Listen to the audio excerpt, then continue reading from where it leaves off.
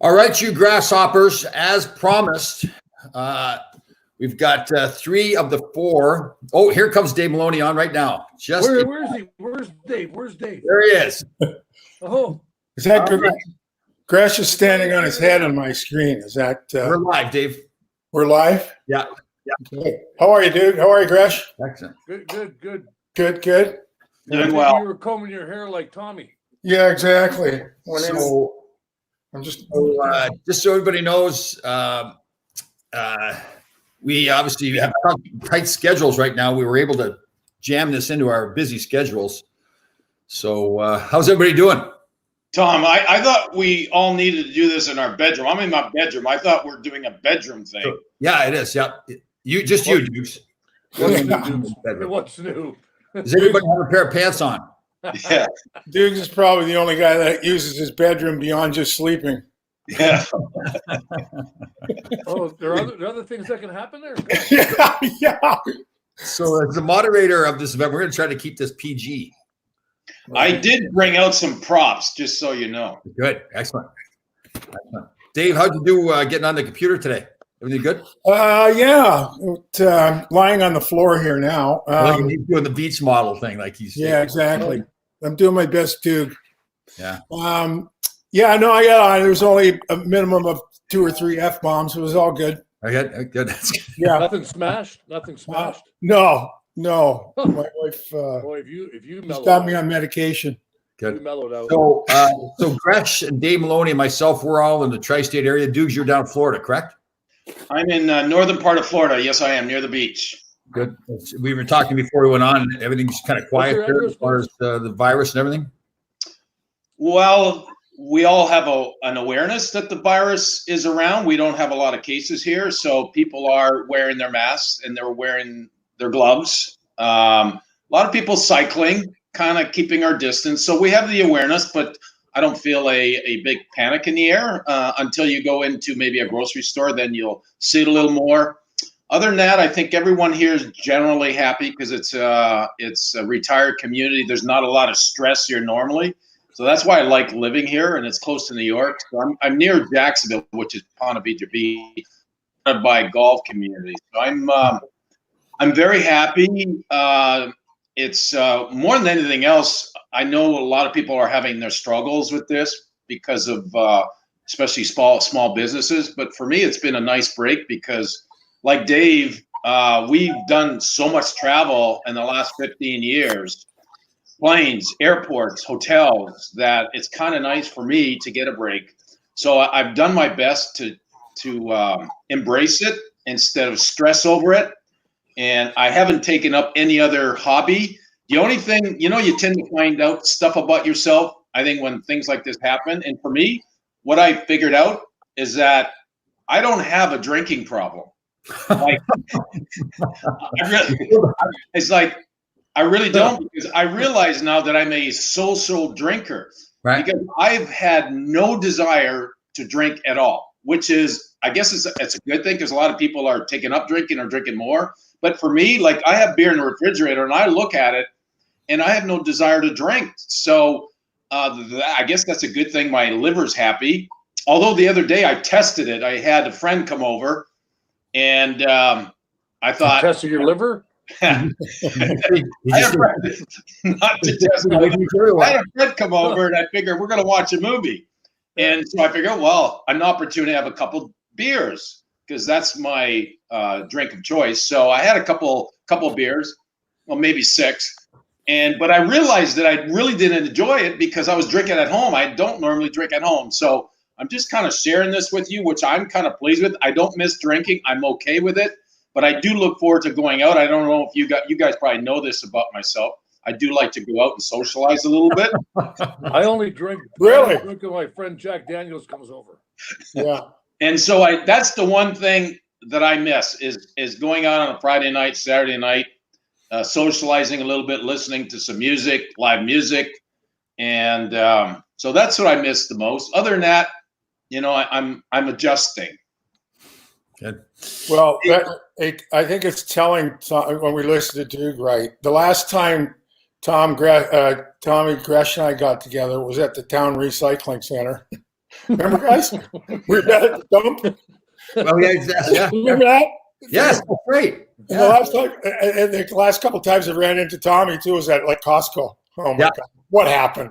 We did run That into was an each exciting one day, time at the though. liquor store. We ran into each other. Yeah, liquor store too. I was lost. I don't know what I was doing there. So while Duke's out dancing and listening to live music, we're hanging out at the Yeah. recycling Yeah, center. recycling. Yes. I shouldn't say that. That's me. Uh, So this is what I'm drinking now. This No. is actually not milk, but it's coconut water. Nice. There you go. So, and I think the reason I bring this up, not to poke fun at myself, but I think it's a time where a lot of people could be looking at themselves and thinking, you know, why during this time of being at home is maybe, and I know, Tom, you talk about it, it's time to kind of pay attention to your health, right? What you eat and drink and how you feel, and an opportunity to keep your immune system strong. So I've been kind of doing that, and so it is what it is. that's a good thing. You can live from, instead of 68, you live to 70. There's Gresh the philosopher again. Yeah. Hey, I had a couple. We'll talk about the virus. I had a couple of friends of mine that one guy from Yonkers, a guy named Sully, he passed away last weekend. Mhm. And my good friend of mine, Nick Latier, who I've known for probably 30 years, he got tested on Tuesday and yesterday they told him he's got it. So Oh. he's held up in the basement of his house. But it's like, you know, it's weird for people out there. Like I had heart problems 5 years ago, so I don't go to the store. I give my son a mask, and he runs on there. Got Don Murdoch here, guys. Oh Yeah. my God. I talked to Don a couple of weeks ago after he was on Duke's podcast. Oh, Yeah, he's doing great. Doing excellent. great. Love him. Yeah. Love murder. He was a Does funny man. does anyone have a Don Murdoch story? Who doesn't? Oh, maybe Tommy doesn't, but everybody else does. No, I don't think I do. We're going to keep the show PG, though. I don't think we can tell any stories about Don Murdoch and have a PG, can we, or what? No.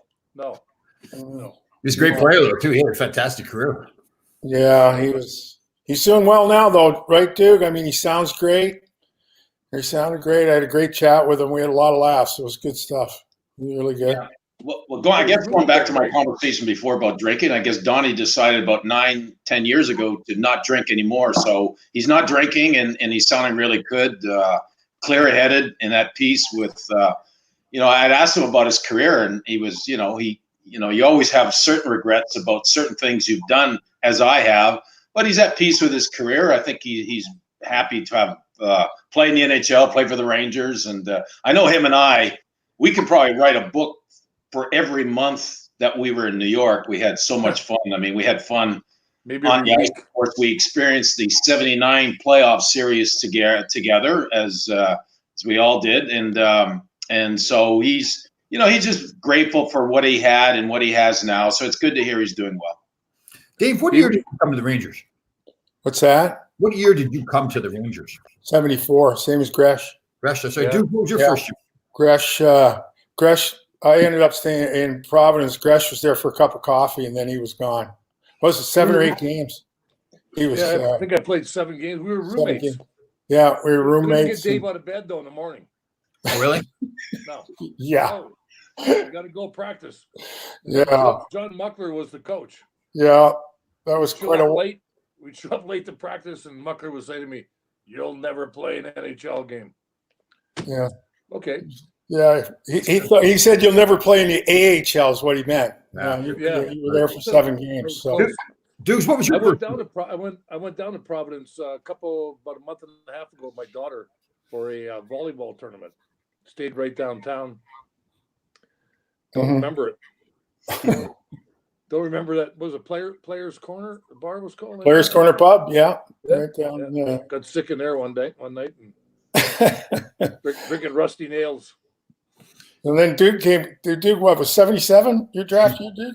Yeah, my first year, '77, I had the pleasure of playing under Jean-Guy Talbot, Oh yeah. one of my all-time favorite coaches. How many times did he tell me, coming late for practice with Donnie that he's going to send us to the minors. Yeah. We can tell That that never story. happened. Yeah, we can tell that story, right? Yeah. Yes, the rest of us were on the ice, right? Yeah. We were all standing on the ice. We were our back was facing to the door coming on the ice. At Long And Beach. Jean-Guy Talbot in his French accent was going, those two guys are down in the minors now, and they're never coming back up, and they're going to be down there all year. Here these two guys come walking down the side of the boards, get on the ice. Yeah. And we're still in a group, and they're skating around the ice together.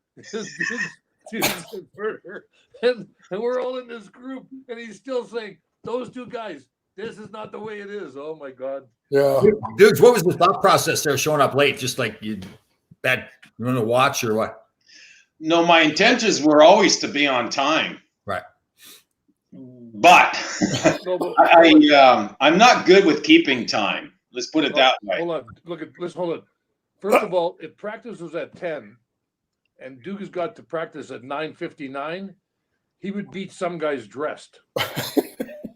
He could get dressed in his hockey outfit like in 3.5 seconds. Mhm. But the problem, I think, when Herb Brooks got there was a half an hour thing, wasn't there? Something like that. 45 minutes. 45 minutes. Yeah. Yeah. Why don't you there 45 minutes before practice? Yeah. Should we tell that story with Herbie? How I pissed him off? I want to hear that story. With Herbie, yeah, a couple times. Well, so what he did is that Nick Fatu, he made Nick Fatu the fine master. Yeah. You guys remember this? Yes, absolutely. So Nick was in charge of collecting the fines, or if you're late, Nick would come to you. And the fine back then was only $50, no big deal. Uh-huh. And so I'm late a couple of seconds, a couple of minutes, a couple of times. So $50. Hold on. $150. And then finally I say to Nick, Nick, here's $500. Come and see me when I run out. But you would intentionally be late. There's sometimes you can sit out in the parking lot and intentionally be late just to prove a point too.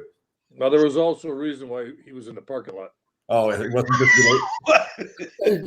Hey, Gresh, how about the time Murder accused us of stealing his car? Oh, yeah, hollering at me and you.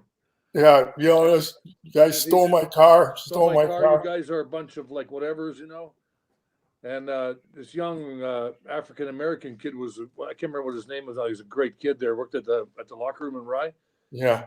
He goes, Don, your car is in the snowbank 3 blocks from here. 3 blocks from the rink. And he was called me every name in the book. Yeah. You stole my car.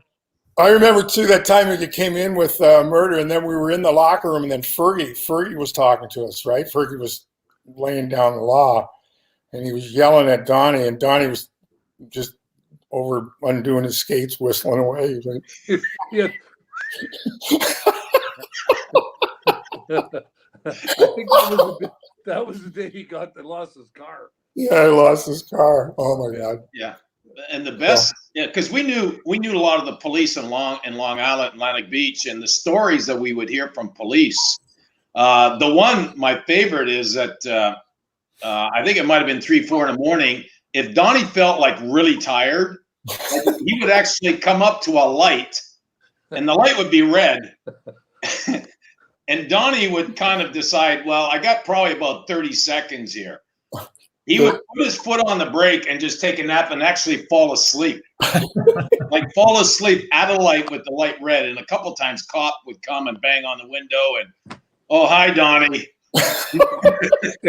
We were at Jack in the Box one night, me and him, and he had what do you have, a red Corvette. Yeah. red Corvette? And we were sitting there, and we order Jack in the Box.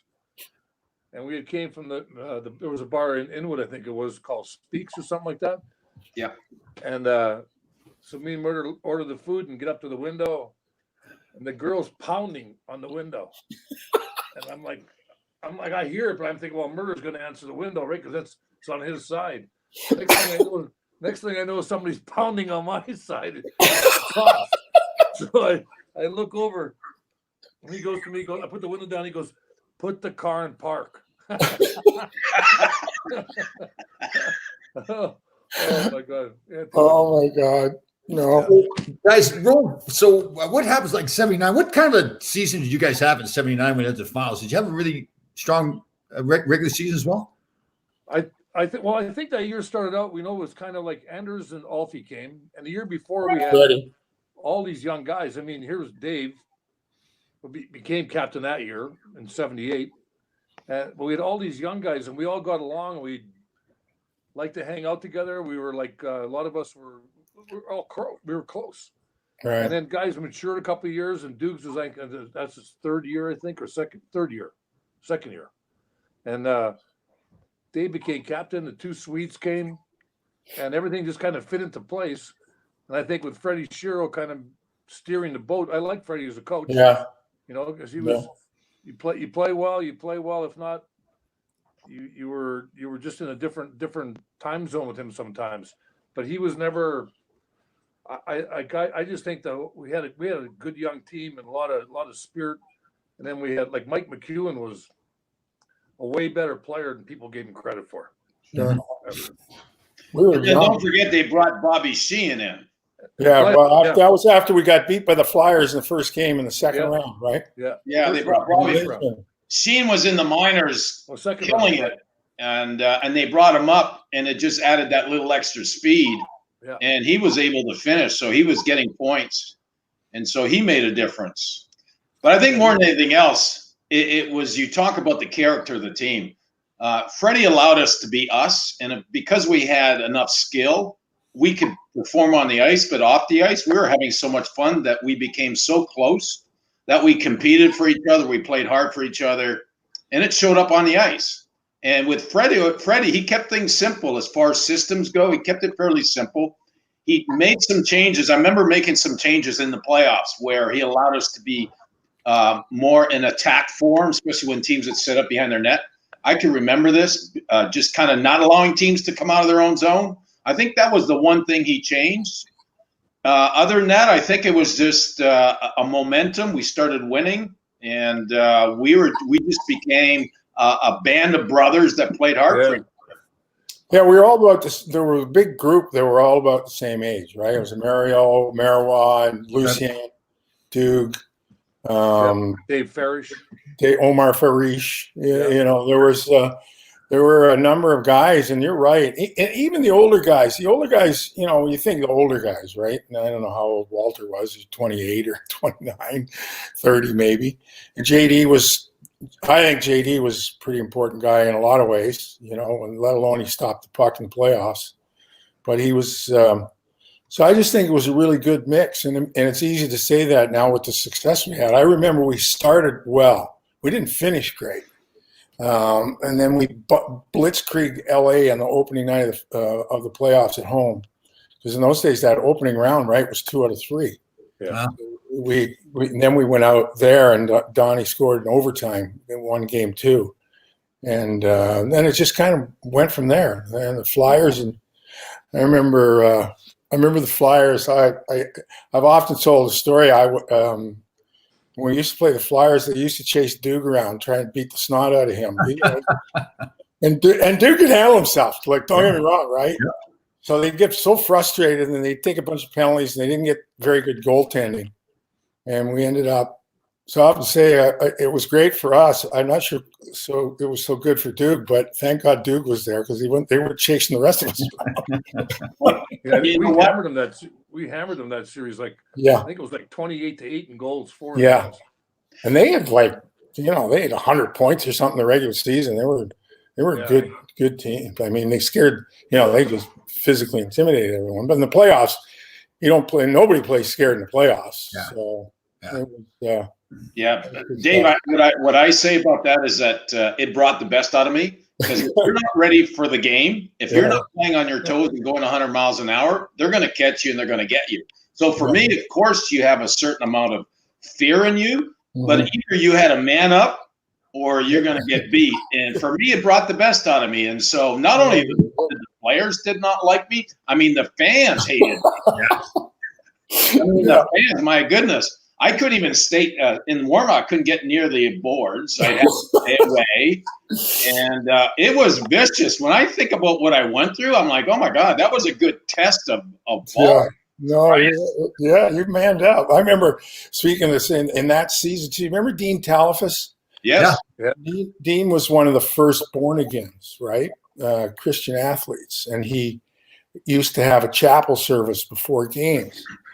And I remember I attended one of the chapel services with him. It was before a Flyer game. So of course, we go out and we're down like, this is a regular season. We're down like 4-0 before they even drop the puck. And I said, we may not want to have chapel services before a Flyer game. We can't be in this passive turn your other cheek deal. Yeah. We'll definitely need him after. We'll definitely need him after. No, we're gonna let Nikki do the service. Nikki, do the service. Oh. How about you remember the Islanders series when Omar Farish was imitating Mel Bridgman in the locker rooms? You remember that? What was he doing? What was he doing? No, I remember Dave imitating Jean Talbot at a pregame meal, and he got caught. That's the one that was Was he funny. good with that stuff? Ferris was good with that. Imitate. Yeah, I remember him. I remember Omar. He put because Bridgman was a dark-haired guy, right? He had the unibrow and he had the mustache. Yeah. So David taped a piece of black tape across his eyebrows. The mustache. Eyebrow. Put number 10 on him. Oh. Started swinging around in the locker room, pretending he was Mel Bridgman. So And that, what and that- happens then? Is it the next year then they traded for Bubba? Yeah, Yeah. yeah. yeah, I remember the that other series. thing I want to mention about going into the playoffs is that Donnie, your brother Don, and Yeah. Esco and Donnie Murdoch. That Yeah. line kind of propelled us going into the Oh, playoffs. he did.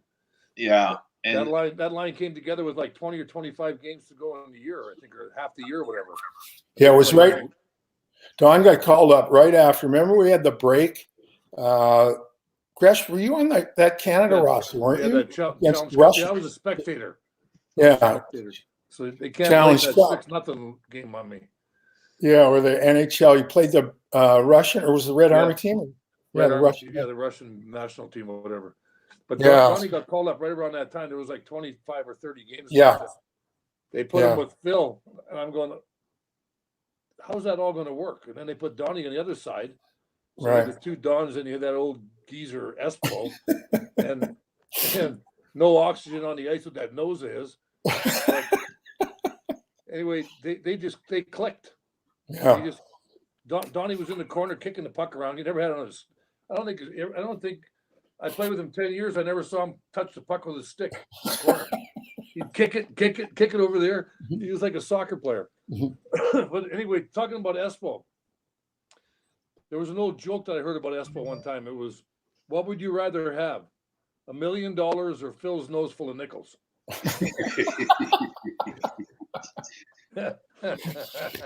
yeah. He always says two words to me when I say that to him. And the last word ends in an F. Double Fs. Yeah.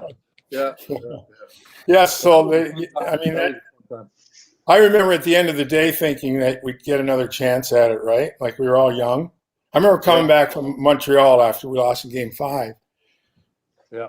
Thinking, wow, but I just thought, you know what? We had a lot of good things going. I know they made the deal. I've often said, I wonder what we would have been as a group if they just kept us all together and didn't make the deal. You know, the thing was, in memory, they made the deal. I think, guys, and Barry was a big time player. He scored 20 goals and big physical guys. But you take Dave Farish and McEwen, and I would agree with Gresh that Mike McEwen is a hell of a player. Oh, underrated. And then Pat Hickey too, Disco Hitch. He was a good player too, 40-goal scorer. You know, it's weird how you look at guys' careers, how they were underrated. You look like, even like Eddie Johnstone. Yeah. We grew up together and played against each other in Canada, and we hated each other. Mm-hmm. He was a miserable little shit to play against. But there were certain guys like Dean Talifas who played. I think he played a big role in our Sure. 79 thing. Then you go on, you move ahead a little bit to a guy like Janny Erickson. Yeah. To play with, way under. Nobody ever appreciated him. I played center a few games one year, and he was my left winger, and Bobby Brook was my right winger. That was the two best guys the guy could play with. I couldn't skate fast enough to keep up with him, so I never came back to our end unless there was a face-off. Yeah. No, they were Guys like that. You know. What did you guys think when the Bubba trade happened? Well, you know, it was. It's like Dave just said. There was a lot of good guys that were missing from our team. Bubba was scored 20-some goals his rookie year. I think Brian Leach broke his record. right. And then and he was a punishing body checker. Mhm. You know, and he was tough as hell. Yeah. I played with his brother in junior, and he was about half the size of Bubba, Murray Beck. But today's game, Murray Beck would have been scary because he could skate and everything back then. But you know, if you're smaller and you went through the American League back then or the Eastern League, you got killed. Well, I remember we were on the West Coast when they made the deal, and Yeah. Mike Nicolak actually, because I was captain or whatever at the time, he called me in to say that they were making the deal. And what were we going to right? What were we going to? We were just going to play. You're getting a player, and you miss the guys. And so for me, it was only after, as time had gone on, I often wondered if we'd just been able to stay together. Right. And then, of course, Freddie had a couple issues that second year too, right, guys? Like it was just the second year with Freddie was tough. Yeah, I remember when Freddie broke his ribs. Right. The story about that, but we won't get into that because no, I mean the guy he was, and he kind of let you be who you thought you needed to be to play. He was the second year, and then I think too with Barry coming in, it's not unlike they give up. Well, Shekat was part of that deal. They give up 4 or 5 guys, and now that was the missing link. Apparently, well, it's just not that easy. And it was. I would be curious if Bubba remembers whether he felt any kind of pressure or something like that coming. Well, I mean, Tommy, you were part of the '81 team, and the next year there was 7 or 8 guys gone from that team. Well, I was just going to say that too. It seems like the Rangers, and maybe it's because we all played for the Rangers, but it seems like the Rangers have had, as the 4 of us where we're playing, every time we seem to get close to get on a roll, something would happen where they now change everything all around, right? Yeah. I mean, we went to the semifinals against the Islanders in 80-81 my first year with a really big, tough team. Yeah. We came in the next year, and that was not going to be Herbie's team. So obviously we changed it around. I had to start all over again, really. So I think that's a good example of managers or coaches that look at a team on paper and think we can improve this on paper and forgetting what's going on in the dressing room, the character of the team, right? Yeah. It's like them feeling like they have to do more versus just let it be.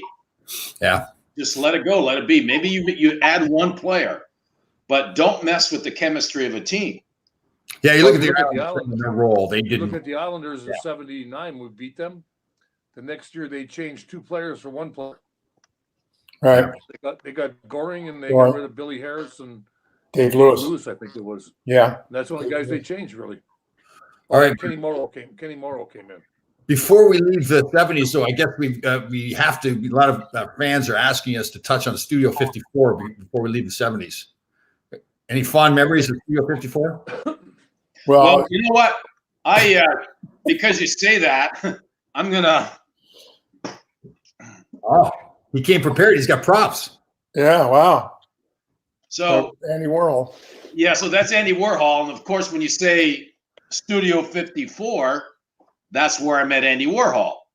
Andy Warhol and his surrounding crew, and of course, that was it was Donnie's idea for us to go, and it opened I think April of '77. So I was there shortly after with Donnie Murdoch. Now, for me, the club was it was more of a place to go. It was a dance hall more than anything else. The dance floor was awesome. The music was great, and there happened to be ladies there, and so it wasn't like I was going there to be part of, the kind of, because it was a little bit odd and weird. Some weird stuff going on there. No, really? You think? Like the downstairs I went there one time only, because I had an awareness what was going on down there. That was Steve Warbell, one of the owners. He'd have his own private stuff going on, and because of what his lifestyle was like, let's just say, not like my lifestyle, I thought, you know what, I don't think I belong down there. But I went down one time, and only because it was Tony Curtis invited me to go down. And so Tony Curtis, who I grew up watching as a big motion picture guy, he was there all the time. He was always kind of flamboyant with some of the things he'd wear, and he'd walk around with a cane. And I'm looking at him, he's walking completely fine. He doesn't look like he needs the cane. And so I said, I want to meet this guy. I want to talk to him. And I got to ask him about the cane. So sure enough, I think it was Mark Beneke, the guy who ran the door, introduced me to him. And he says, yeah, come on, I'm going downstairs. Why don't you join us? I'm like, oh, Tony Curtis just asked me to go. So I go downstairs. I really want to find out about the cane. So I'm sitting next to him. I ask him, what's the deal with the cane? Well, sure enough, he pops the top off. And out comes cocaine. Oh, jeez. I'm like, oh, okay, now I get it. No. Yeah, and so I don't know, where was I going with the story? Yeah, you might want to stop it there. Just leave it at that. Yeah. I honest to God, only went twice. I went the first time with Murder, Donnie, Yeah. and the second time I went after we beat the Islanders. Remember that? The post headline was Rangers whoop it up at Studio 54. And the thing is, that night I went. I don't know whether it was downstairs or just to the well, it wasn't a men's room, like the bathroom. And I go into the bathroom like, whoa, I'm not coming back here. Oh, it was just. Yeah, no, the restrooms, Dave. I know exactly where the restrooms are. I did spend some time in there. Good. Okay. Yeah. So for the main floor, there was downstairs and there was upstairs. Upstairs, you can actually go sit upstairs. If you met someone, you wanted to be more quiet. And then the restroom's up there. And where am I going with this? Nowhere. let me ask you guys seriously. I have stories, but I'm like, okay, I better stop here. How did the whole Ooh La La Sassoon commercial come about? The 3 years are all in that, right? Oh, we're all 3 years in? No, I was in the second one. Those guys were in the first one, I think. Okay. How'd that all happen? Dave, Well, you were in the first one, right? Yeah, Duke, Andrews. Anders, myself, and Phil, right? Espo and wife Donna. Donna, right. Yeah. Well, you know, I do think a lot of it had to do with the fact that we went to the finals, you know. Yeah. And Sonny Werblin had come in that year or later. Was it late the year before, Gresh? I don't remember when. No, he came in a year before because he's the one that got the Swedes. Yeah, right. So he in 77, So Sonny Werblin 78. was the president of the Rangers, correct? Or president of Yeah. AMG? Yeah. president of the Garden. Remind me to share with you a conversation I had with him. Keep going. So he had come in, and we talked before, we were a young, pretty charismatic, fun group. And the prior regimes, it was not, Rod was the only guy that could live in the city. And I think, if memory serves me correctly, Mr. Werblin encouraged guys to live in the city and take advantage of the city. So one thing, and of course, he had brought the whole Joe Namath, the Meadowlands, and you know that was his particular gig out. My understanding when he was an agent in Hollywood. So one thing led to another, and for me, I think a lot like Don, my brother Don, got a national ad campaign for 7-Up. We ended up with the Sassoon deal, and a lot of those things were the result of the fact that we won, we were good, we were fun. And then so that's and then they started having it. So I don't know, Duke, you may know how specific it was that we ended up in that particular commercial, but it was quite a ride. Right. Well, you were the captain at the time. Right. Right. Only makes sense. You got to have a captain, and then there you got Espo, a Hall of Famer, and it goes back to what I was going to tell you about Sonny with me. Sonny basically came to me one time and said, look at Ron, I had Joe Namath, and Joe did very well on and off the field. He say, you may not be Joe Namath, but I want you to go out and win on the ice, but also you have the green light to go out and have fun. I'm like, okay, I think I can do that. He knew his audience. Yeah. I'm like, okay. And so, of course, it was, in other words, it was encouraged to be out there, just stay out of trouble, which I think I did. I stayed out of trouble. I mean, occasionally I'd end up in page 6. Did he, Gresh? Did he stay out of trouble, Gresh? Oh, yeah. Yeah. No, he was good. Yeah, he was good. Stayed out of Well, trouble.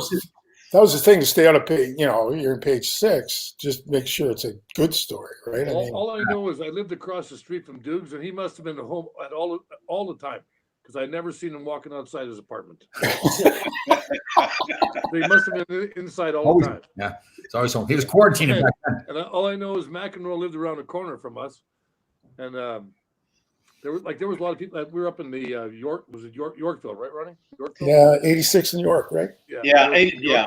Yorkville. And I can't remember the gentleman's name now. He was on. He used to go to a bar called Orrin and Aretsky's. He was on a show. He's the father in Everybody Loves Raymond. Oh, The big guy with the bald head. Yeah. Peter Boyle. Peter Boyle, there you go. Peter Boyle. Good memory, dude. I do. There's certain things I remember. Like I remember Cher. I remember Farrah Fawcett. Christy Brinkley. Yeah. Keep going, Gresh. No, but he was at Orrin and Aretsky's. What, like, that place with that little bar around the corner there from where we lived was like you go there every night, there was something going on. Mhm. And there you went, like, I hate to say this, but like a lot of times I'd lay down after practice around 3:00 and sleep till 8 or 9, get up, have dinner at 11 and go out. And I mean, we didn't go out till 11 o'clock at night. I mean, right now I go to bed at 9:30, 9 o'clock, I'm in bed, sometimes 8:15. You're probably getting up to the bathroom at 11. Yeah, I just gonna say. I don't have to set my clock anymore to get up. It's like, if I want to wake up at 6, I know I'm going to. Yeah. Yeah. I wake up at 5 also. All right. So now we're moving into the 80s. My first year is 80, 81. And so for me, coming like all your life, you dream as a kid, you're going to play in the National Hockey League. So I'm coming in kind of like you guys are now rolling, right? Oh God, there he goes. There's. Wait, have you got any other props, Dukes, or what? Or should I just? Dude, you got a sweater on there, dude. It looks like a Brian Prop haircut. Oh, Brian Prop follows us too. He's Well, when you say 80s, that's what I think about is my poster in the 80s. okay. I like that. So you came prepared. You got props and everything. Well, yeah. You know what's funny is that because I'm in my 60s now, and someone suggested you ought to redo that poster, but do it as a 60-year-old. Like you stayed in good shape. And I thought, you know what? That's a good idea. Yeah. And so I get the white pants, I get those white pants and I get them really tight and I redo this poster. Yeah. And I'm ready to go to print. Oh, so you actually have it done? I'm ready to go to print. I did the poster. I could show it to you if you want. And it came out pretty good. And then I figure I'm going to have a couple of lady friends kind of look at it and tell me what they think. Right. And so this lady friend, which you met the other day, Tom, her name's Dina. Yes, virtually, yes. Yes. Gress, you met Dina in New York? Yes, I have. Yeah. So anyway, she's looking at it and she goes, Ron, I mean, I like the poster, but I think you forgot to wear underwear. Oh. So did you put the banana in the back or the front? You mean now or then? No, in the poster, I was wearing these really tight pants, and I guess as a woman, they kind of look at everything, and she said, "It's like we need to redo this." Well, you did that on purpose, so you intended to. I did. Yeah. Yeah. All right. So, anyways, underwear. Yeah. So now everybody, all the people listening, want to see that picture now too, but you can do that yourself. Well, I got to redo. I'm going to redo it. Everybody. Tom, not everybody wants to see it. Well, none of our fans here are writing in that they want to see it. Just to But, finish. Tom, what's your audience? Who's your audience, by the way? what do you mean, like? Just the four of us. Nobody's Yeah, nobody else. I didn't go live. It's just four of us Just to talking. Yeah, finish up All the right. 70s real quick, then we'll move on to the 80s. But that's next. you know, like the team is everything is talked about, like how old guys have to be to play defense and how old they have to be and the age wise and everything. Well, when we went to the Stanley Cup Finals that year, Carol Vadnais, who was 10 years older than me, Vad was 33. Yeah. I was 23. Dave was 21 and a half or whatever. And all those guys below you, Dave, were younger than you. They were all drafted after you. Right. No. And there, you had Dave Ferris, you had Mario Marois. Goslin, Marion Goslin, Lucien Desblois. No, but I'm talking about the defense. Dudes, Oh, I see. Okay, got it. just in case you're back in studio there.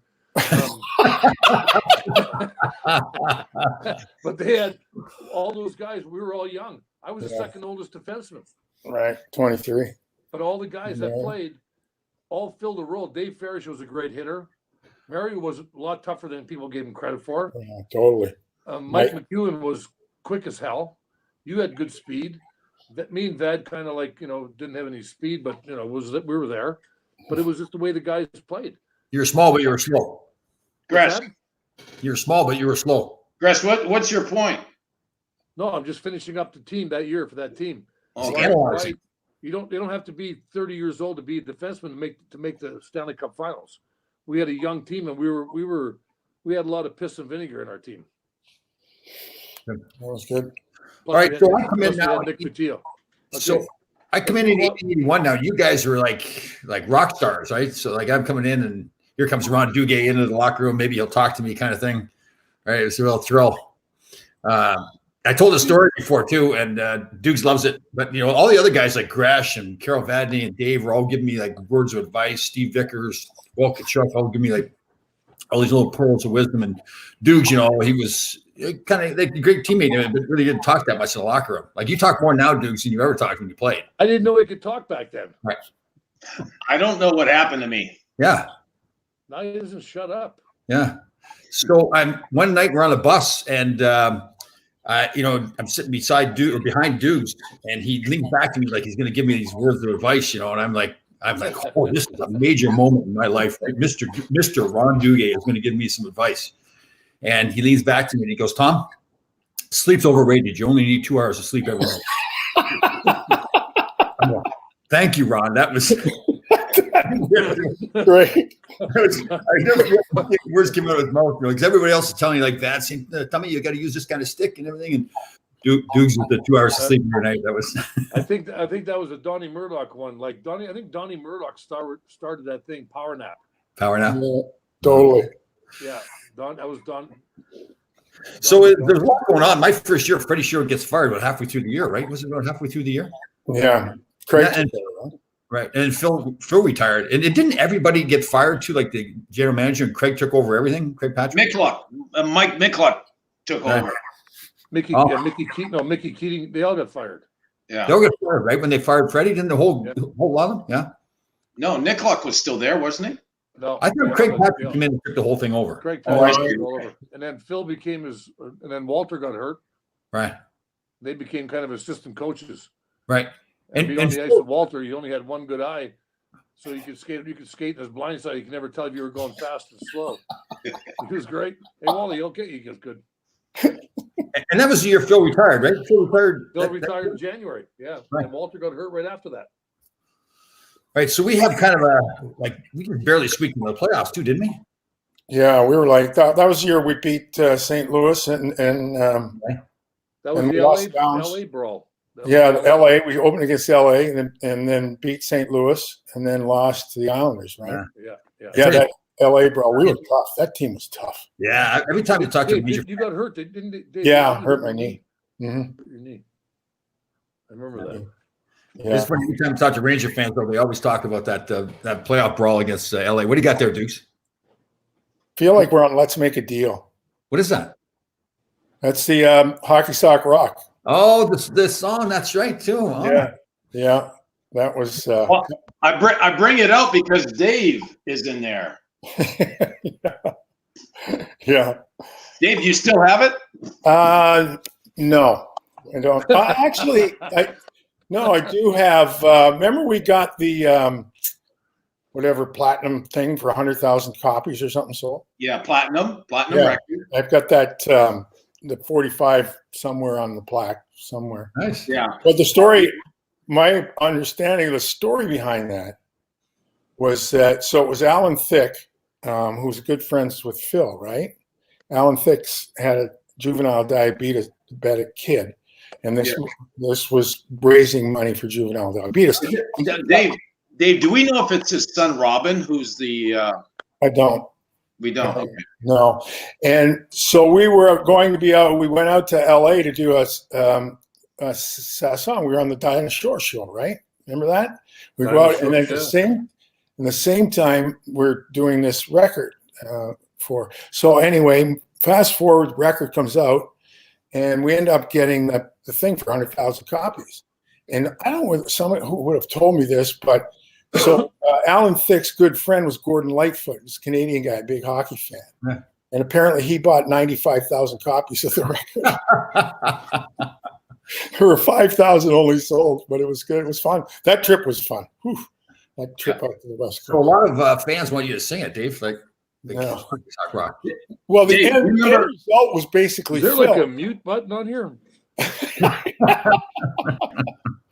Hey, Dave, you remember when we were presented with the platinum record, the plaque? Do you remember that? No. It was in LA. Huh? It was in LA. Was it? It was Yeah. at a game. Wow. No, I don't remember that. No, I Well, don't you know remember. why? You know why I remember? Well, yeah, I think I know why. Let's make a deal. Tell us, come on. Let's make a deal. Yeah, Yeah. I got a little distracted. I got it, and I lost it all in one night. Well, I left it. I didn't lose it. I left it. Yeah. Holly got me a little distracted at about 4 a.m. Holly. Holy. The Price is Right. Oh, Oh, you've never heard that story? no, I haven't. I want to hear it, though. No, well, next time. Next time. Next time on the Family show. the pay-per-view version. Yeah. Yeah. Yeah. I think you should do, Tommy. He's run a pay-per-view of his story. And Gresham stories too. I don't have many stories. Oh, yes, you do. It'd be a whole different show if we did the pay-per-view, right? Yeah. What was the name of the hotel we stayed at in LA?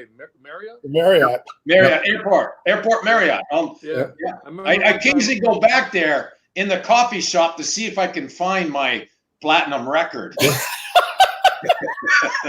I remember when we were sitting. I remember we were in that hotel, and I don't remember what year it was though, but I remember it was one of those years in there. And Glenn Fry, when the Eagles, they all showed up, right? Yeah. They didn't want to stop. Like they were like, we're gonna go party out, and this is what's gonna go on. And Speaking of partying, Hey. Dave, were you with me when we went to Glenn Fry's house in No, LA?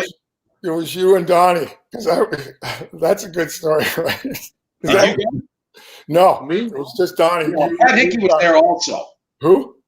Pat Hickey. Oh, was he? Yeah, Pat was there also. Yeah. No, I know. Let me ask you. What I remember is you guys are all fired up because you're going to Glenn Fry's place. You're like, okay, we got a day off in LA. And he ended up, you guys sat down and watched some old hockey tapes or something like that? Well, all he wanted to do was talk hockey. And all we wanted to do is talk his business. Yeah. Right? Live He didn't like- want to talk about his business. He wouldn't talk about his music. Meanwhile, there's gold records everywhere. And there's stuff going on, which I'm not going to get into, but he all he wanted to do is talk hockey. And I'm like, I'm up for this. Right? So, yeah, no. Later on, I got to know Glenn because he liked to play hockey. I've done a lot of events. I did a lot of events with him. So, great guy, big Yeah, he's hockey good guy. He's dude. from Detroit, as you know. Yeah. Mhm. So, but yeah, I still kind of remember being at his house, but I was there. I know I was there. I remember Pat Hickey was there for sure, and Donnie. Of course, Donnie loved all that. yeah, Glenn. I used to go down to Lone Star Cafe. Remember downtown? Yeah. And and a bunch of his, we were all sitting there drinking beers, and they would all escape for like 15 minutes to go to the roof. They'd all come down happier and keep right on drinking. And it was Is that like, where you met Ratso, Larry Sloman, the writer of? I met Ratso right around that time. But Ratso was I used to go play hockey with these guys over in the old Sky Rink, and this guy's name was Ira Gittler. Gittler's Gorillas, and those guys on the ice. I tell you one thing, you know what I felt like out there? Bobby Orr. I did. I'm like going one-handed, because they could think about a New Yorker in 1978, how well they could skate. Yeah. There was no Mullen Brothers hit, nothing like that. And So when I first came up, Orton and Aretsky's kind of became the place we'd hang out at after games, right? Yes. yeah, open in 78 Done. in the fall. Remember, I was in there one night and I was talking to a couple of women, and Ron Greshner comes over, and I think, I'm going to really endear myself to Ron. I'm going to introduce him to these two girls. I said, Ron, here's what's her name? What's her name? And Ron looks at me like, you think this is my first time in this bar or what? I go back to the corner, Go back to your corner. Yeah. I'll let you know when I'll let you know when you can come back again. Yeah. Yeah. Those are all. So I heard Tom. What? Tom, you were in. We had a restaurant, Gresh and I in Espo. Sticks. Yes. You remember Sticks? Yeah, I remember Cheryl Teagues used to come in Sticks quite a bit. Who did? Cheryl Teagues. Who's that? The famous model actor. Yeah. I don't know if you know her. Maybe I can introduce you to her if you don't know her. Yeah, Cheryl. Yes, she was a big. She's a hockey fan. She was a big hockey fan. Yeah. And then what you guys had the place up north of the city, up in Portchester, New York, too. What was that? What was that? 21 North. 21 North. That's right. You And know, you get the name 21 North for that place. How did we get it? Yeah. Well, What'd we you were mean that? driving in a limousine up to the bar, and it was being built, and we had to pull over right before the exit to go to the bathroom. And we look up, and there's a sign 21 North, exit 21 North. That's how the bar became named. That's marketing right there. yeah. Wow. Yeah. They go like 21. That sounds pretty good. Yeah. I don't know. I don't remember who was all in that car, but there was Larry Tortorisi was Oh, that's right. He was the bar guy, right? Like he was Yeah. the big guy. before that. It was called Detroit's. Right. So you had somebody call this name look like important. Yeah. Yeah. Hey, Tom, do you have any questions from our watchers, We listeners? have lots of questions here. Well, a lot of them want to talk about the book. A lot of them want to talk about that brawl we had in Los Angeles too. What do you get, Dave? You were hurt for that? No, that's what happened. I got teed up with a guy, J.P. Kelly or something like that. Yeah. Yeah. Big farm boy. Big plug from northern British Columbia. I'll never forget. And it was I remember Vad and I were on the ice to finish the period. I think we were killing a penalty, and we were in our end for the minute and a half we were out there, right? So I was dead to begin with. So I get a hold of this guy. So I got him by the shoulders, right? And then the longer it goes, by the time it's over, I'm like a little lapdog on his ankle, latched onto his ankle, right? And so that was the last. I got hurt in that first shift, second period. But, at the end, that team, there was you and Kotze and Nicky and, Hospodar. Eddie Hospodar. How about that guy? Talk about Jekyll and Mr. Hyde, right? Yeah. Holy cow, I love the guy. But, oh, my God, when he strapped on the gear, you're like, wow, what happened? It didn't matter if we were all friends from playing with him, and if he went to play at Philly or Hartford, he was still going to try to get it. Yeah. But that was some brawl. But remember when Bubba reached across the linesman's back there and get the left into a Chartres there and cut him open? Oh, Gashed him open, yeah. man. Yeah. So that was the same before the game. ball Was that the started. same game? What's that? Was that the same game? Yeah. I can't Yes. remember. Yeah. So that Yeah, point that's all happened, and the period ended, and then we all went down, and both teams were down in our zone, and then it started. In Well, fact, wasn't it Boxcar that suckered Marcel Dion or something? yeah, it was Yeah, when went up to- the broadcaster saying it was me. It wasn't me. It was Eddie. Yeah.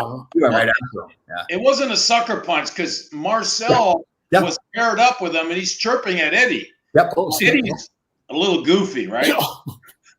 And Eddie just freaking popped him. Yeah. But Marcel was engaging with him. Yeah. Totally. I was not that far away because I had big Jerry Korath, right? I figure I'm going to neutralize Jerry, Yeah. and he was actually quite nice. So, I had him neutralized. I said, I got my guy. Yeah, there you go. There you go. Yeah, that was. But it was Marcel was chirping at Eddie, and Eddie gave it to him. It's Yeah. like Eddie, we're playing against Philadelphia one time, and it breaks out a little bit, right? Eddie gets paired up with Billy Barber. Well, Billy Barber is a skill guy, but he's chirping at Eddie. Well, freaking Eddie gives it to him. Oh, great, Eddie. Now we're gonna brawl. I remember that. That was in the Garden too. I remember that game. Yeah. Yeah, that was in the Garden. Yeah. So Eddie didn't discriminate. Nope. If you freaking chirped at him, boy, he's gonna pop you. Remember the game he was in Hartford, and we played a game up in Hartford, and Eddie elbowed Jan Eriksson and knocked him down, and the bench is cleared, right? And everybody's going after Eddie. Yeah. Yeah, I think what quieted got him a little quiet was when he fought Clark Gillies. Ooh, that was nasty. Yeah, he tried to go toe to toe with Yeah. Clarkie instead of neutralizing him, and Clarkie got him good on the chin. And I think after that kind of he wasn't the same after that. He and I were partners that game, Right. and I remember he had gotten bossy in the first period. Oh, No, because that would have been because it was our end. Yeah, first period got him in the neutral zone and actually got him down. And when he was down, he punched him in the back of the head, right? Yeah. And so the second period, I'll never forget. So it was at the the whistle goes. I'm heading to the bench and I hear this, and I turn around, and he's down, right? Then I go to Gillies, and his eyes are like, I'm like, okay, we might have to talk our way through this one. and he get that one eyebrow going across the top of his head too.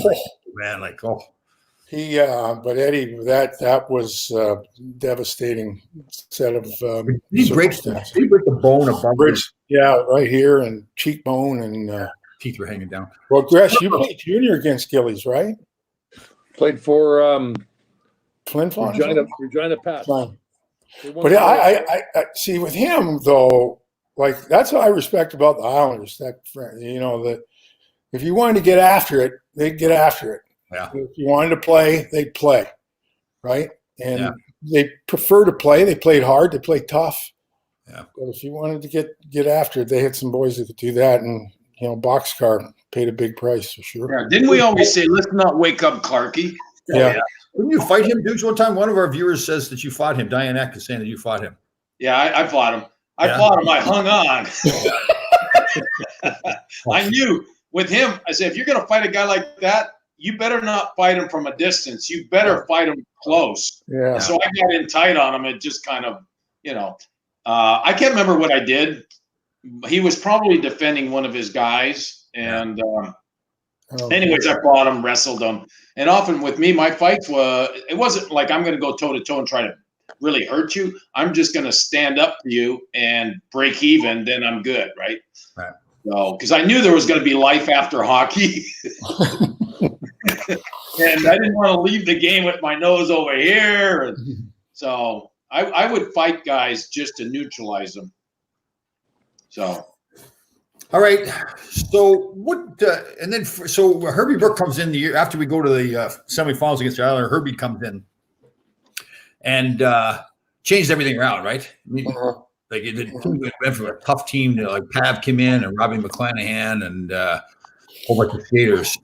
Whole different world, right? Remember Herbie first comes into after making all those changes. We got into the semifinals. I remember Herbie coming in that first day. It's like he was the boss and that was it, right? He was pretty impressive that way. Oh yeah, I remember he called Don and I down. It was August before camp, and he had Don and I go down and meet him at Playland. And, I was wound fairly tight. I mean, I walked out of that, thought I was going to the 7th game. I mean, I'm telling you, I was so pumped how he wanted to play and what he wanted to do, how we were going to do it. And, you know, if you fast forward 4 years, I want to kill the guy, but,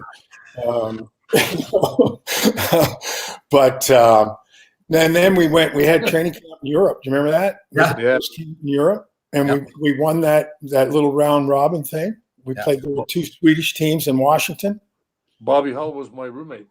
That's right. Bobby Hall. That's right. Yeah. One night. That was it. I Why? had him in one room and Dave Farish in another room, and I was in another room in those little cabins we had. And I woke up in the morning, all the windows were broken. Two guys snoring. Oh, I'm getting out of here. I had to leave. I remember when we got to Stockholm, we sat around and maybe it was if you were still rooming with him, but he was telling stories. Were you there, Tommy? Yeah, I remember that. Yeah. Oh my God. Yeah. Talk about Great Duke stories. He was that generation's Duke. Yeah. Oh, yeah. The thing about that training camp, you guys, I'm sure you may remember this, but I was not there. And I missed the hanging around with Bobby Hull. I would have loved it. So I wasn't there. Canada Cup was happening. So I was playing for Team Canada. Excuse me. I'm sorry. Probably a good thing for me when it comes to my relationship with Herb. Yeah, totally. I didn't have to deal with training camp of what it was going to look like. And so I show up after Canada Cup. I'm in great shape. Season's about to start, and I meet Herb. And it was kind of, there's not much said between the two of us. I stepped on the ice. I'm in great shape. I'm going 100 miles an hour. I love the fact that I can just play kind of open hockey versus north and south. So it suited me well. And so I was off scoring goals. So everything was good with Herbie for a while. Well, probably the first year anyway. But I didn't have to deal with him coming in and wanting to change things so much. Because I came out of the gate playing with Pav, scoring, he kind of left me alone. Yeah.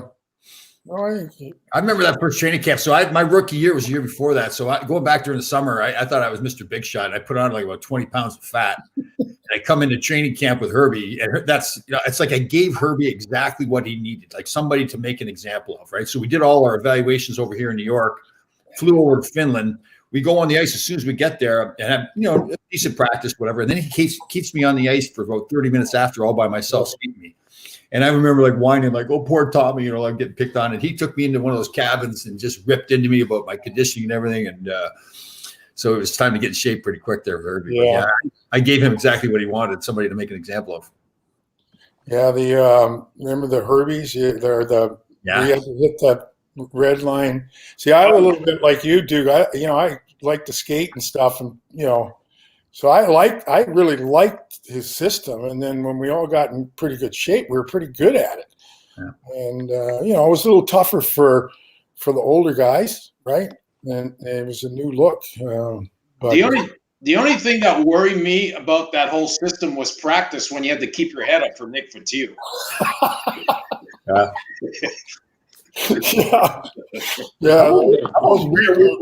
Rare Roots Delaney comes in. We're doing those things where we skate around the ice 3 times in 45 seconds going around. Yeah, for God's sakes, he was like, he wouldn't even blink.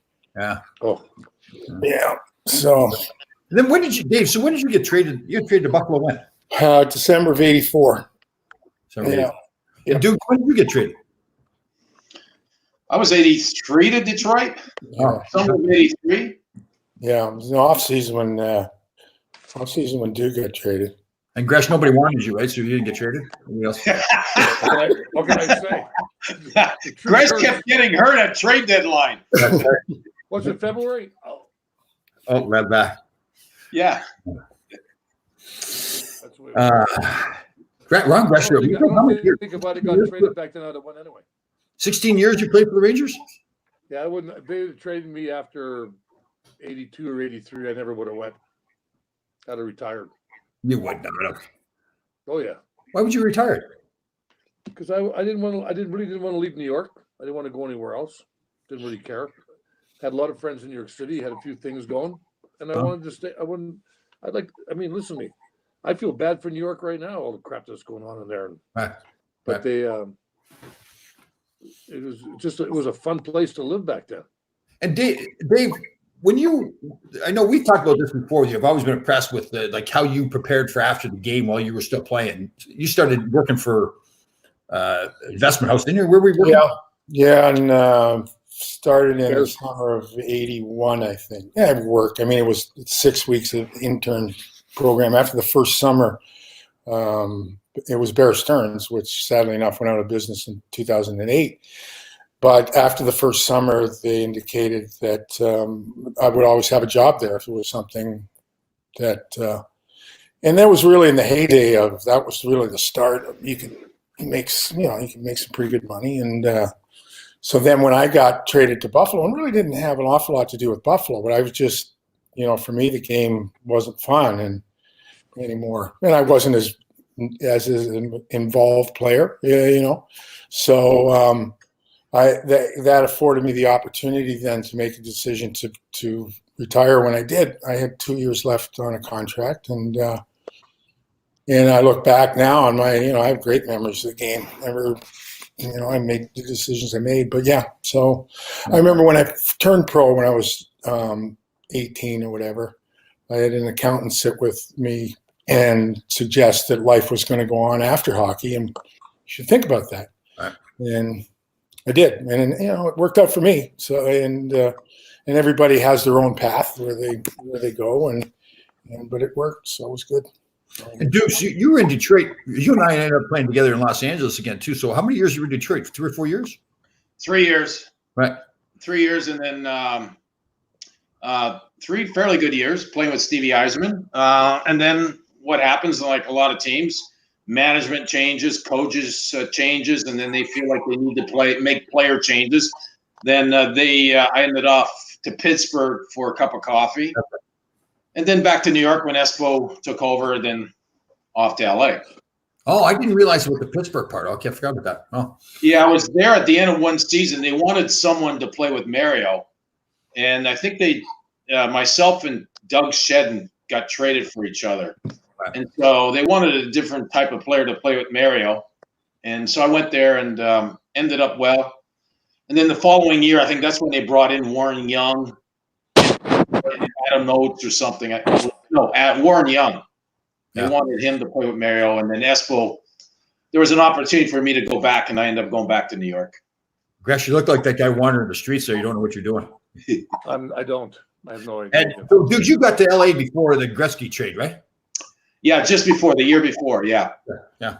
I love playing in New York, but I mean, LA was, especially when Gretzky got traded, that ended up being a great place to play as well. It was good. Do you remember how did you find out you got traded, Tommy? It was a trade deadline, and back then, obviously, we didn't have cell phones or anything, and we all stayed around the rink right until about 3:00 when the trade deadline was. And I left the rink, I played on our practice rink there, and thinking that it was fine. And there was a lot. I mean, Phil was doing a lot of trading at that time, and Phil was fantastic to me. Like, he was still playing, and I started.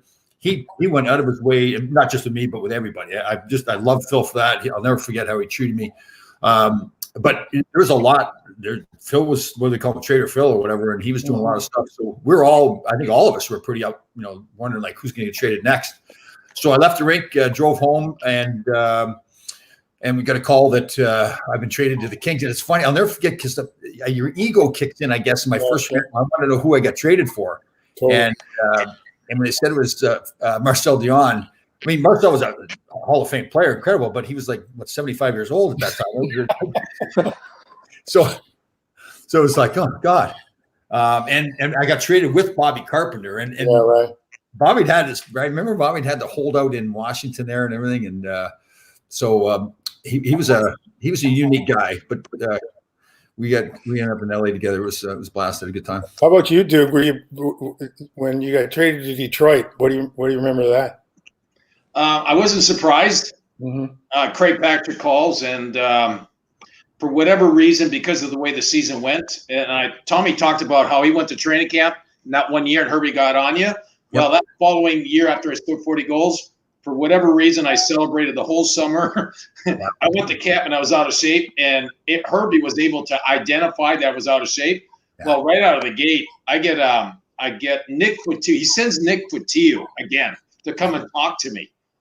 And Nicky says, hey, Dukes, Herb's a little disappointed with you. You're out of shape, and he just wants you to know that just because you scored 40 goals last year, that don't expect this, or that.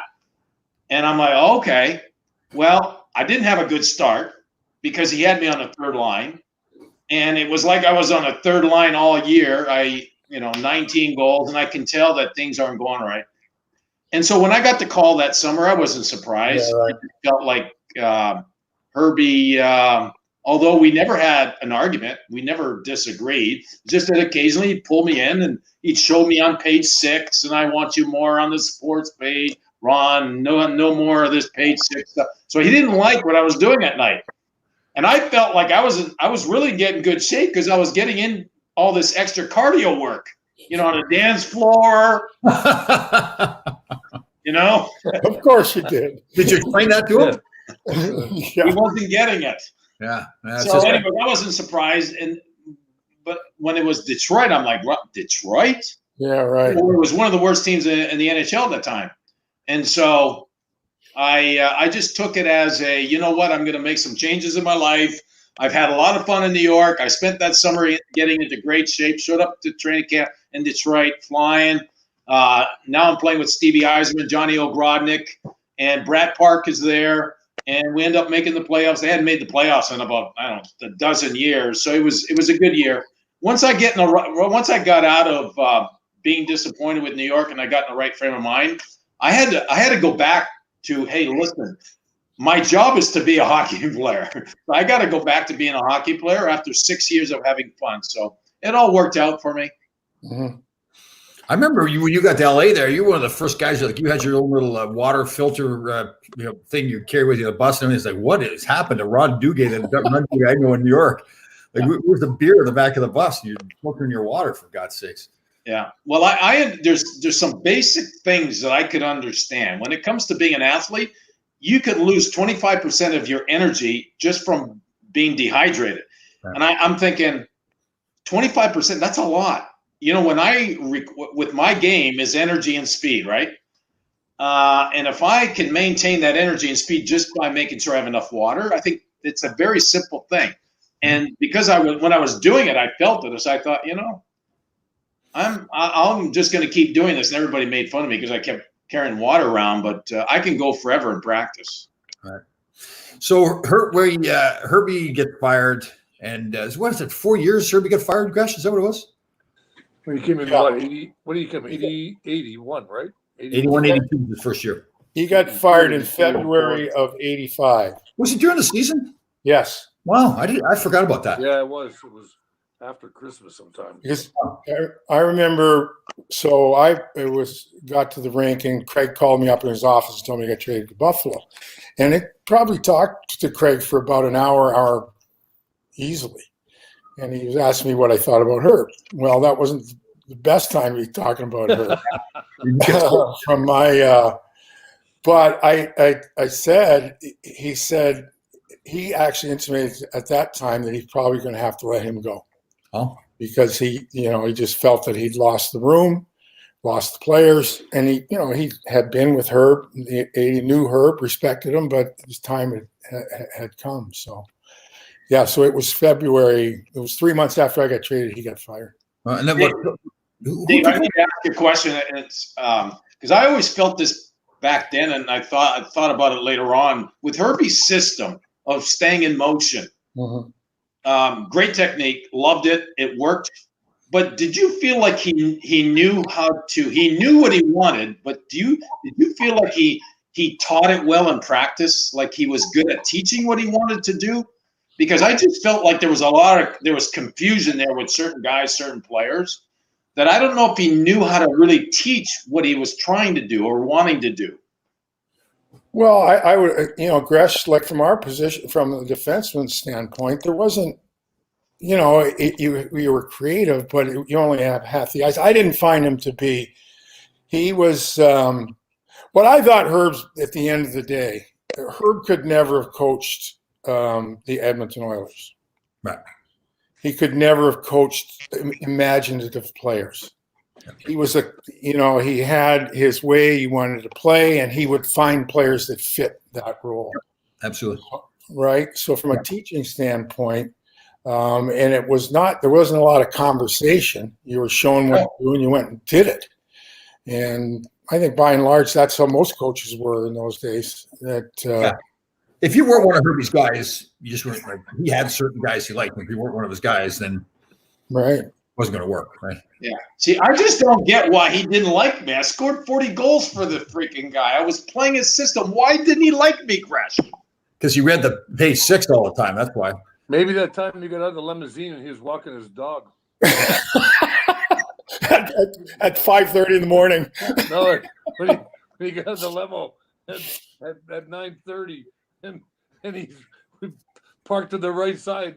Herb won't come over here. Get out of the limo. There's Herbie walking a dog. Yeah. He didn't understand it, Dukes. He just couldn't understand you.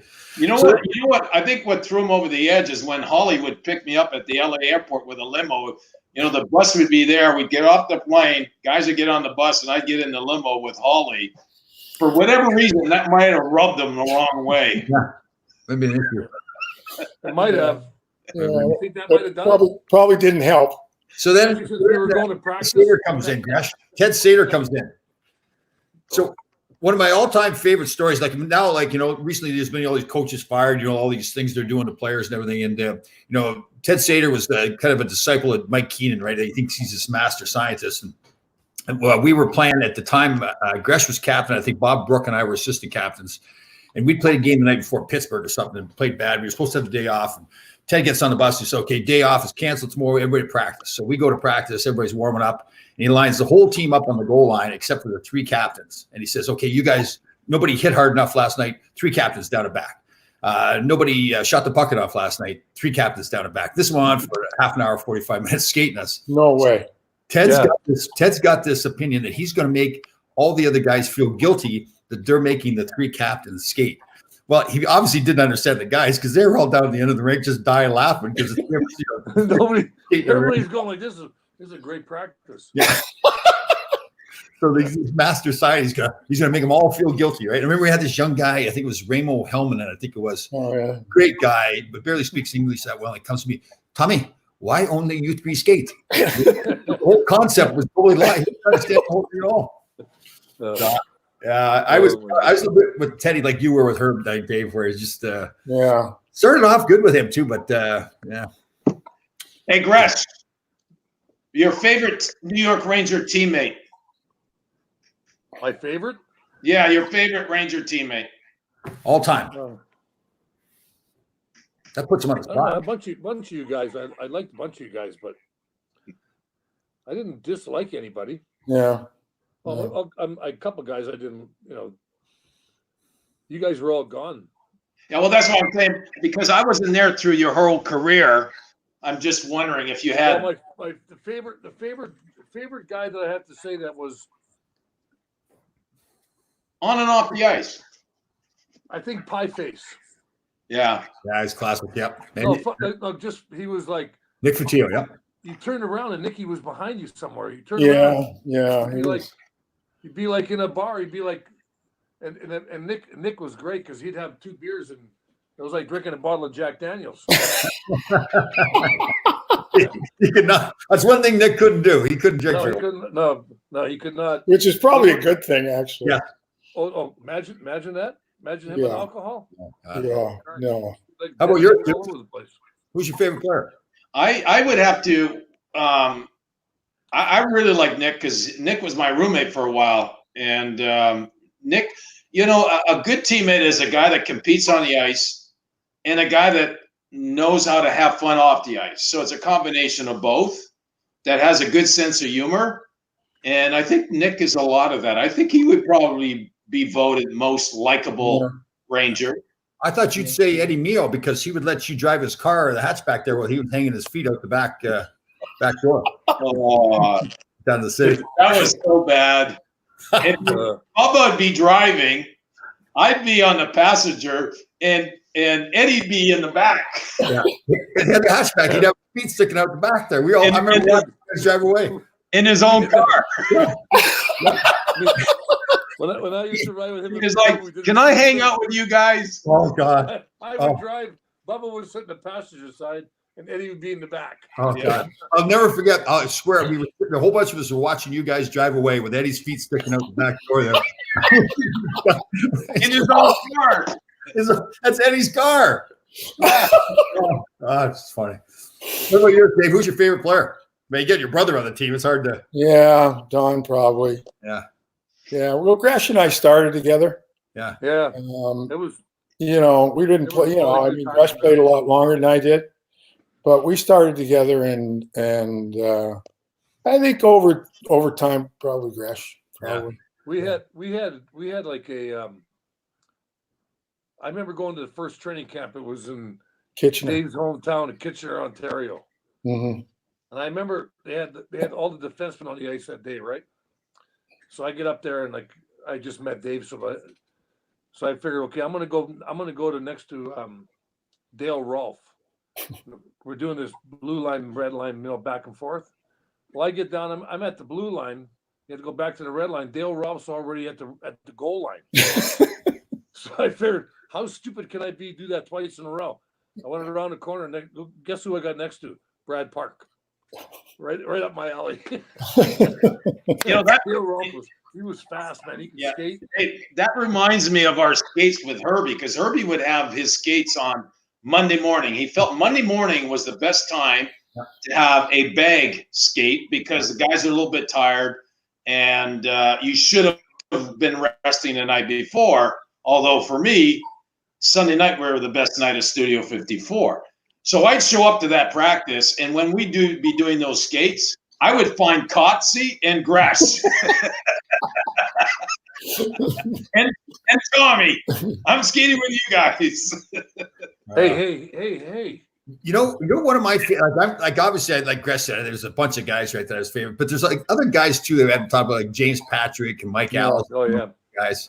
They're really like, Mike Allison and I started together, and James, the coach of the Winnipeg Ice junior team. Yeah, Mike Allison was a funny man.